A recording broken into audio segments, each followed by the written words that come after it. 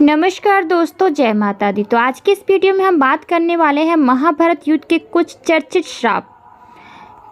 किस किस को किस तरह के श्राप जो मिले थे।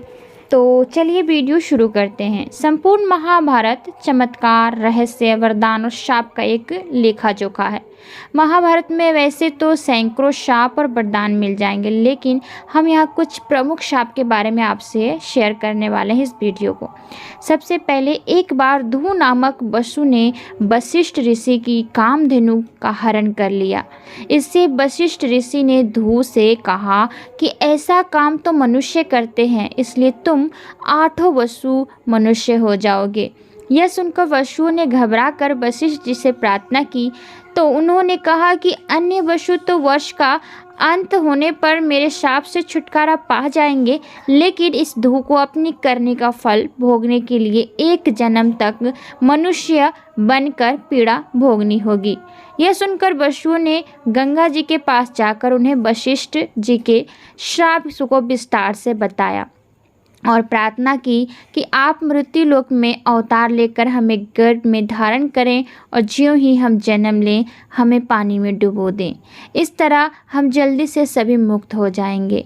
गंगा माता ने स्वीकार कर लिया और वे युक्तिपूर्वक शांतनु राजा की पत्नी बन गई और शांतनु से वचन भी ले लिया।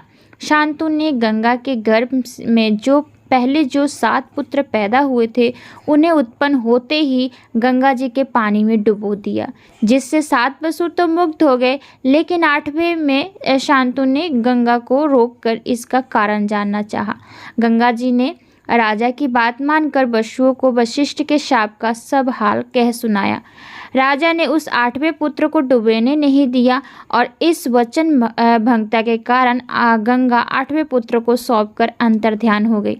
यही बालक धू नामक पशु था और यही बालक आगे चलकर भीष्म कहलाए। तो ये भीष्म जी को जो शाप मिला था, जिसके कारण उन्हें एक जन्म में मनुष्य योनि में दुख भोगने का शाप मिला हुआ था। दूसरा शाप था अम्बा का शाप। सत्यवती के गर्भ से महाराज शांतनु को चित्रांगता और विचित्रप्रिय नाम से 2 पुत्र हुए थे। शांतनु की मृत्यु के बाद चित्रांगता राजा बनाए गए, किंतु गंधर्वों के साथ युद्ध में उनकी मृत्यु हो गई। तब विचित्रप्रिय अभी बालक ही थे, फिर भी भीष्म विचित्रप्रिय को सिंहासन पर बैठाकर खुद राज्य कार्य देखने लगे। विचित्रप्रिय के युवा होने पर भीष्म ने बलपूर्वक काशीराज की 3 पुत्रियों का हरण कर लिया और वे उसका विवाह विचित्रप्रिय से करना चाहते थे, क्योंकि भीष्म चाहते थे कि किसी भी तरह अपने पिता शांतनु का कुल बढ़ाएं। लेकिन बाद में बड़ी राजकुमारी अम्बा को छोड़ दिया गया, क्योंकि वह शाल्वराज को चाहती थी। लेकिन शाल्वराज के पास जाने के बाद अम्बा को शाल्वराज ने स्वीकार करने से मना कर दिया। अम्बा के लिए यह दुखदायी स्थिति हो चली थी। अम्बा ने अपनी इस दुर्दशा का कारण भीष्म को समझकर उनकी शिकायत परशुराम जी से की। परशुराम जी ने अन्याय के खिलाफ लड़ने की ठानी। परशुराम जी ने भीष्म से कहा, तुमने अम्बा का बलपूर्वक अपहरण किया है, अतः अब तुम्हें इससे विवाह करना होगा, अन्यथा मुझसे युद्ध के लिए तैयार हो जाओ। भीष्म और परशुराम जी का 21 दिनों तक भयंकर युद्ध हुआ। अंत में ऋषियों ने परशुराम को सारी व्यथा कथा और ब्रह्मचर्य के प्रण की बात सुनाई और भीष्म की स्थिति से भी उनको अवगत कराया। तब कहीं परशुराम जी ने युद्ध पर विराम किया। बाद में अम्बा ने बहुत ही द्रवित होकर भीष्म को कहा कि तुमने मेरा जीवन बर्बाद कर दिया और अब मुझसे विवाह करने से भी मना कर रहे हो। मैं निसहाय स्त्री हूँ और तुम शक्तिशाली। तुमने अपनी शक्ति का दुरुपयोग किया है। मैं तुम्हारा कुछ भी नहीं बिगाड़ सकती, लेकिन मैं पुरुष के रूप में दोबारा जन्म लूँगी और तब मैं तुम्हारे अंत का कारण बनूंगी। गौरतबल की यही अम्बा प्राण त्याग कर शिखंडी के रूप में जन्म लेती हैं और भीष्म की मृत्यु का कारण बनती हैं। तीसरा श्राप था पांडु को दिया हुआ ऋषि द्वारा श्राप। भीष्म की प्रतिज्ञा के बाद कुरुवंश का इतिहास बदल गया। महाभारत के अनुसार पांडु अंबालिका और ऋषि वेदव्यास के पुत्र थे। वे पांडवों के धर्मपिता और धृतराष्ट्र के छोटे भाई थे। धृतराष्ट्र के अंधे होने के कारण पांडु को हस्तिनापुर का शासक बनाया गया था। एक बार राजा पांडु अपनी दोनों रानियों कुंती और माद्री के साथ आखेट कर रहे थे कि तभी उन्होंने मृग होने के भ्रम में बाण चला दिया, जो एक ऋषि को जाकर लगा। उस समय वह ऋषि अपनी पत्नी के साथ सहवास कर रहे थे और उसी अवस्था में उन्हें बाण लग गया।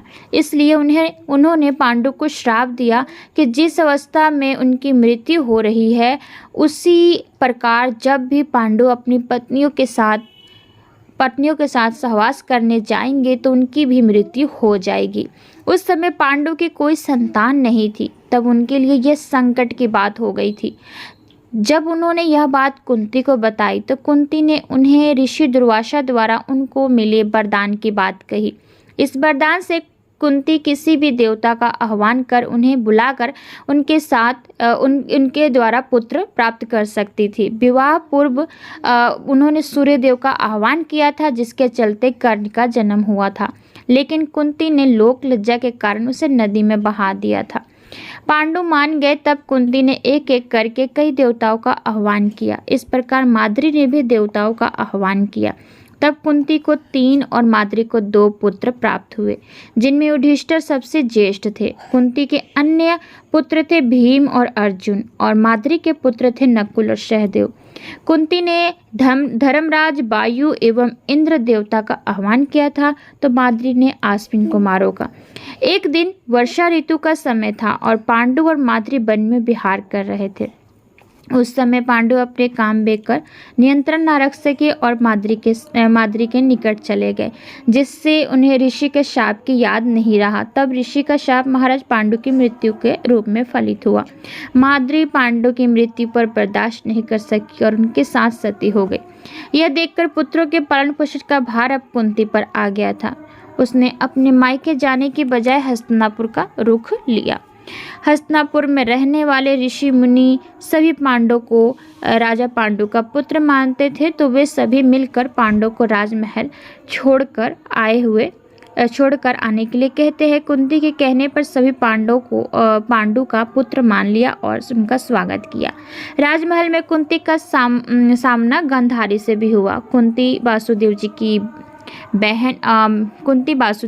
बहन और भगवान श्री कृष्ण की बुआ थी, तो गांधारी गंधार नरेश की पुत्री और राजा धृतराष्ट्र की पत्नी थी।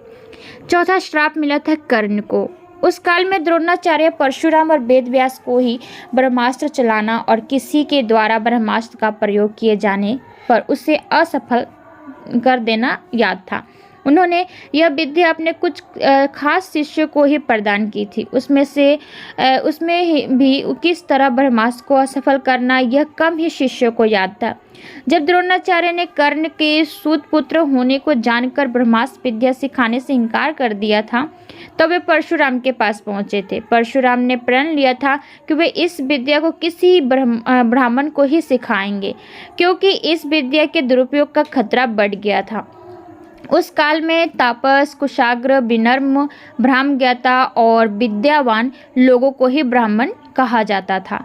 कर्ण यह सीखना चाहते थे, तो उसने परशुराम के पास पहुंचकर खुद को ब्राह्मण का पुत्र बताया और उनसे यह विद्या सीख ली।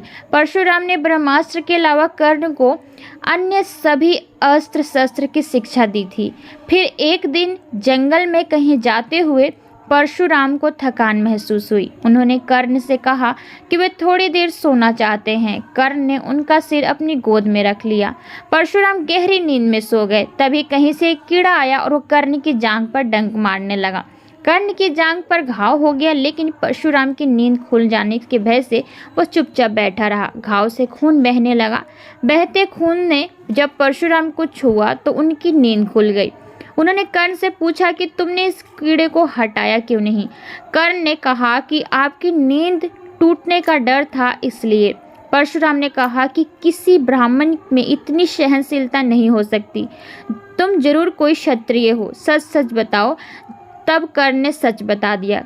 क्रोधित परशुराम ने कर्ण को उसी समय श्राप दिया कि तुम मुझसे जो भी विद्या सीखी है, तुमने वह झूठ बोलकर सीखी है, इसलिए जब भी तुम्हें इस विद्या की सबसे ज़्यादा जरूरत होगी तभी तुम इसे भूल जाओगे, कोई भी दिव्यास्त्र का उपयोग नहीं कर पाओगे। तभी इस तरह से जब अर्जुन के साथ लड़ते समय महाभारत के युद्ध में कर्ण के रथ का पहिया फंस जाता है, तभी अर्जुन कर्ण पर बाण चला देते हैं, जिससे कर्ण की मृत्यु हो जाती है। इसका जो 5वां श्राप था वो अश्वत्थामा को जब कृष्ण जी ने दिया था।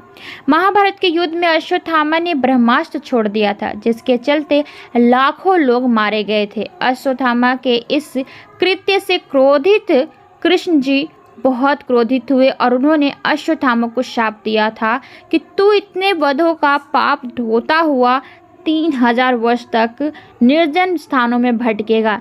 तेरे शरीर से सदैव रक्त की दुर्गंध निस्सृत होती रहेगी।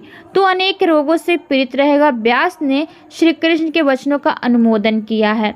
कहते हैं कि अश्वत्थामा इस शाप के बाद रेगिस्तानी इलाके में चला गया था और वहां रहने लगा। कुछ लोग मानते हैं कि वह अरब चला गया।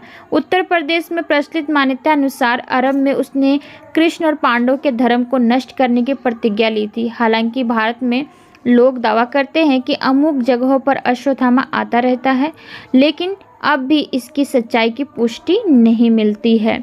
अगला 6ठा श्राप मिला था दुर्योधन को। एक बार वेद व्यास ने धृतराष्ट्र से मिलकर कहा कि महर्षि मैत्रेय हम यहाँ आ रहे हैं। वे पांडवों से मिलकर अब आप लोगों से मिलना चाहते हैं।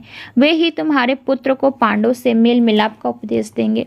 इस बात की सूचना मैं देता हूँ कि जो कुछ भी कहें बिना तर्क वितर्क से मान लेना। मैं ऐसा इसलिए कह रहा हूँ कि मैत्रेय की आज्ञा का उल्लंघन हुआ तो वे क्रोध में आकर शाप भी दे सकते हैं, इसलिए शांतिपूर्वक उनकी बातें सुन लेना। अमल करना या नहीं करना यह तुम्हारे ऊपर निर्भर करता है। इतना कहकर वेदव्यास जी चले गए। धृतराष्ट्र महर्षि मैत्रेय के आते ही अपने पुत्रों सहित उनकी सेवा और सत्कार करने लगे। विश्राम के बाद धृतराष्ट्र ने अब बड़ी विनय के साथ पूछा, भगवान आपकी यहाँ तक की यात्रा कैसे रही? 5 पांडव कुशलता पूर्वक तो है ना? तब मैत्रेय जी ने कहा कि राजन, तीर्थ यात्रा करते हुए वहाँ संयोगवश काम्यक वन में युधिष्ठिर से मेरी भेंट हो गई। वे आजकल तपोवन में रहते हैं। उनके दर्शन के लिए वहाँ बहुत से ऋषि मुनि आते हैं। मैंने वहीं यह सुना कि तुम्हारे पुत्रों ने पांडवों को जुए में धोखे से हराकर वन भेज दिया है। वहाँ से मैं तुम्हारे पास आया हूँ। उन्होंने धृतराष्ट्र से इतना कहकर पीछे मुड़ते हुए दुर्योधन से कहा, तुम जानते हो पांडव कितने वीर और शक्तिशाली हैं। तुम्हें उनकी शक्ति का अंदाजा नहीं है। शायद इसलिए तुम ऐसी बात कर रहे हो। इसलिए तुम्हें उनके साथ मिल कर लेना चाहिए। मेरी बात मान लो। गुस्से में ऐसा अनर्थ मत करो। महर्षि मैत्रेय की बात सुनकर दुर्योधन को क्रोध आ गया और वह व्यंग्यपूर्वक मुस्कुराते हुए पैर से जमीन कुरेदने लगा। और हद तो तब हो गई जब उसने अपनी जांघ पर हाथ से ताल ठोक दी। दुर्योधन की यह उदंडता देखकर महर्षि को क्रोध आ गया। तब उन्होंने दुर्योधन को शाप दिया, तू मेरा तिरस्कार करता है, मेरी बात शांतिपूर्वक सुन नहीं सकता। जा उदंडी, तू जिस जंघा पर इतना ताल ठोक रहा है उस जंघा को भीम अपनी गदा से तोड़ देगा। बाद में कौरव और पांडव का घोर युद्ध हुआ और भीम ने दुर्योधन की जंघा पर वार कर अंत में उसकी जंघा उखाड़ दी थी। तो उम्मीद करती हूँ कि आज की वीडियो आप सबको बेहद पसंद आई होगी। तो ऐसे ही अगली वीडियो में आपसे मिलते हैं, तब तक के लिए आज्ञा दीजिए। धन्यवाद।